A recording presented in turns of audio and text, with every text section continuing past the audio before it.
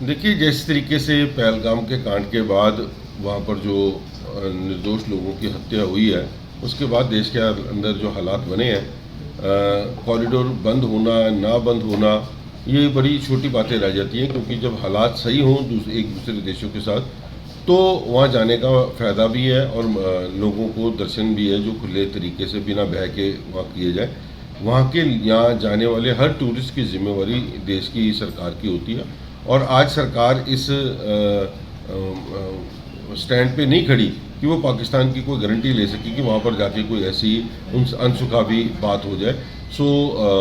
अगर सरकार इसको बंद करने की कोई डिसीजन लेती भी है, तो मैं समझता हूँ कि किसी भी संगत के अंदर इस बात का रोष नहीं होना चाहिए। जिस वक्त पहलगाम में ये कांड हुआ था, उसके बाद जो ये करतारपुर का लांगा खुला, तो गुरु साहब ने आप कला बरताई थी, और मुझे लगता है कि आगे भी गुरु साहब की उस धरती पे जाने के लिए कोई नहीं लोग रोक पाएंगे, और ये माहौल है उस जल्दी ठीक होगा। पहले जब पुलवामा अटैक हुआ था तो कहीं ना कहीं दोनों देशों के बीच जो करतारपुर कॉरिडोर है उन्होंने एक समझौता कराने की स्थिति पैदा की थी। क्या लगता है कि अब जिस तरीके देखो, से जो समझौते आज तक हुए हैं वो सारे आज इन हालातों के बीच में रद्द कर दिए गए। चाहे पानी को रोकने की बात हो, चाहे शिमला अकॉर्ड की बात हो, ये सारी चीज़ें रोक दी गई हैं। जो देश के अंदर रह के अपने लोगों की हिफाजत करना सरकार की सबसे बड़ी जिम्मेवारी बनती है, और जो टूरिस्ट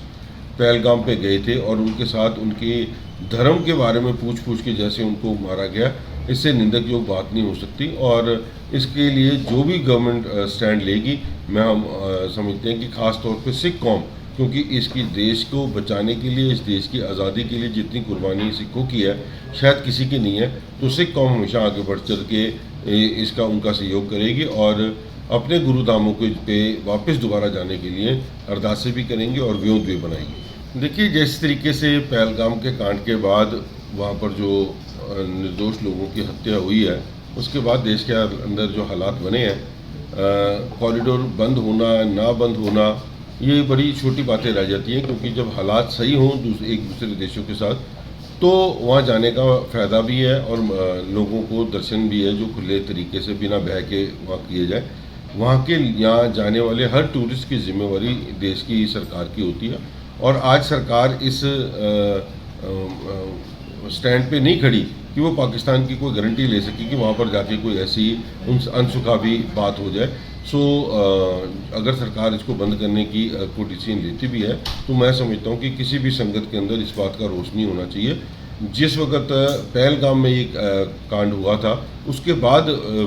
जो ये करतारपुर का लांगा खुला, तो गुरु साहब ने आप कला बरताई थी, और मुझे लगता है कि आगे भी गुरु साहब की उस धरती पे जाने के लिए कोई नहीं लोग रोक पाएंगे, और ये माहौल है उस जल्दी ठीक होगा। पहले जब पुलवामा अटैक हुआ था तो कहीं ना कहीं दोनों देशों के बीच जो करतारपुर कॉरिडोर है उन्होंने एक